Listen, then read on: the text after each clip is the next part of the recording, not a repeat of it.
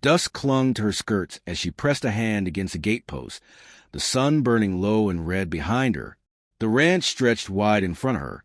White fences, fat cattle moving slow in the fields, the faint hammer of a blacksmith's work carrying on the hot wind. She did not knock. She only stood, hollow-eyed, waiting. Boot steps scraped against gravel. A ranch hand swung his rifle casually across his chest, chewing a splinter straw. "Don't recall you being invited." His voice was dry as the dust swirling at his boots. Her throat cracked when she answered. "Scraps will do. A corner in the barn. Just one night." 2 more men came up behind him, spurs rattling, eyes hard. They leaned against the fence, smirking like they already knew the answer. A woman that ragged, alone, meant trouble. The heavy door of the ranch house groaned open. Out strode the rancher, tall, shoulders squared, his vest clean even in the dirt air. His eyes cut sharp across her. He didn't speak right away. The silence stretched, broken only by the creak of saddle leather from the men's shifting weight. One hand twitched toward his belt buckle. "We don't run a shelter," he said flatly. She bowed her head, the shadow of her bonnet hiding her face. "I'll earn it." Her fingers gripped the wood as if the post itself was the only thing keeping her upright. A laugh barked out from one of the ranch hands. "Earn it," she says. "What you got to give the fleas?" The rancher's jaw tightened. He stepped closer, boots stirring powder from the ground. "Move on." The words had hardly landed when a small voice broke through. Bare feet slapped across the porch boards. A child darted past the rancher, skirts light as a breeze, hair pale gold in the dying sun. She looked at the stranger, looked through her, as if seeing something no one else could, and without hesitation wrapped her arms around the woman's leg. "Mama," she whispered. The world froze. The ranch hand straightened. Smirks gone. The rifle wavered in its owner's hands. Dust seemed to hang motionless in the air. The rancher's breath hit sharp through his nose. His hand stilled on the buckle. His daughter clung tighter, cheek pressed against the ragged cloth. "Mama," she said again, louder this time, sure of herself. The stranger's lips parted, but no words came. Her chest rose with a tremor. Her hand, slow, hesitant, lowered to the child's hair, fingers trembling as they brushed a tangle of pale strands. The silence was heavy as the sky before a storm. No one laughed now. The girl's laughter carried across the yard, thin and bright as wind chimes, while the ranch hand pretended not to stare. The stranger sat on the porch rail, a chipped cup of water untouched in her lap, eyes following the child's every step. Inside, voices pressed low. The rancher leaned against the table, one hand braced flat, the other curled tight around a glass of whiskey. "She's no kin. You hear me? No kin." The foreman's boots creaked. Child's convinced otherwise. "Can't tear her loose." Through the thin wall, the girl's voice rose again, calling the woman Mama, sweet and certain. The rancher's face hardened, but his knuckles around the glass whitened as if the word itself had clawed at him. When night came, the wind shifted cold. Coyotes wailed from the far hills. The stranger moved through the barn with ease, her hand steady on the brush as she worked a nervous mare. A lantern swung overhead, throwing shadows long across the rafters. She hummed, low and steady, the same tune the child had whispered herself to sleep by only hours before. A ranch hand lingered at the doorway, arms crossed. "Funny how quick you fit in." She didn't look up. Straw rustled under the horse's hooves.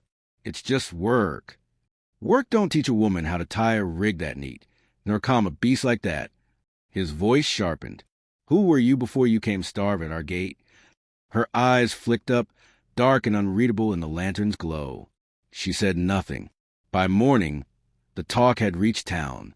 Cards slapped on felt in the saloon, while whiskey sloshed in glasses. "Stranger at the Morgan Ranch," one man muttered. "Wears sorrow like a shroud. Some say she's run from back east, widow or worse." Another leaned closer, voice a rasp.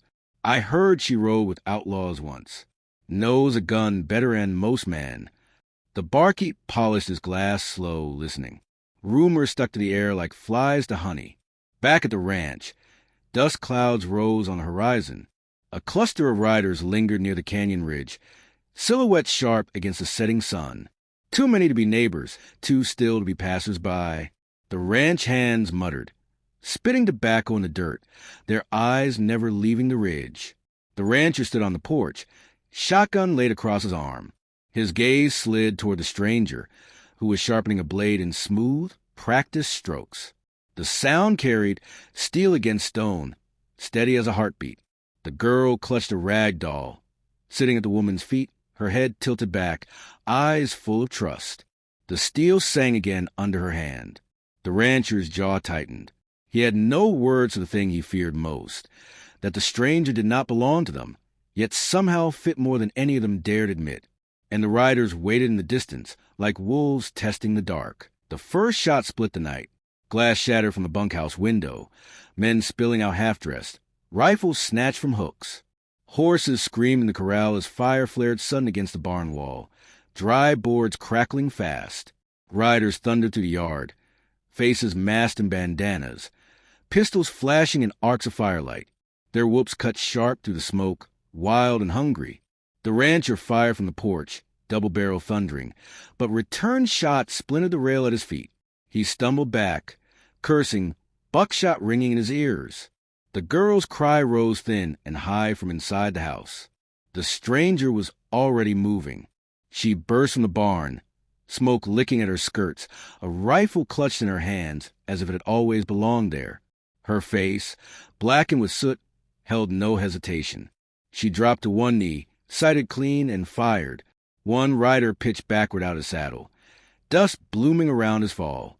Men shouted, surprised, turning their fire on her. Bullets tore splinters from the trough beside her. She rolled, reloaded, rose with the grace of someone trained by repetition. Not luck. Another shot cracked. Another rider slid lifeless from his horse. The rancher gaped, wounded at the shoulder, pressing a hand to his blood. Who in God's name? "Keep your men steady," she snapped, voice cutting through the chaos. Lanterns toppled, flames climbing higher. Shadows leapt across the yard, twisting into monstrous shapes. The riders circled back, but their rhythm faltered. Someone was meeting them shot for shot. Her hair had fallen loose, streaked with ash and sweat. Her eyes burned with something deeper than fear, a cold, steady fire. She cocked the rifle, exhaled, fired again. The sound cracked like judgment in the night. The girl appeared in the doorway, doll clutched to her chest. The stranger darted forward, seized her, pulled her close, shielding her small frame with her own body as bullets screamed past. The riders surged once more, desperate, their leaders shouting for blood. Hooves churned the earth, sparks flying from iron shoes. The stranger planted her boots firm, set the child behind her, and raised her weapon with unshakable calm. Shot after shot rang true. Men toppled. Horses wheeled wild, the yard filling with smoke and thunder. When the lead rider bore down, pistol raised high, she didn't flinch. Her hands moved faster than sight, drawing a hidden revolver from her skirts, spinning the hammer back in one smooth motion. One shot. The rider toppled, his horse screaming as it bolted into the dark. The silence after was ragged, broken by the crackle of fire and the groans of the wounded. The yard lay strewn with bodies. The rancher staggered down the steps, eyes fixed on her as if seeing her for the first time. She stood tall, rifle smoking, revolver steady at her side. The child pressed against her skirts. No beggar, no drifter.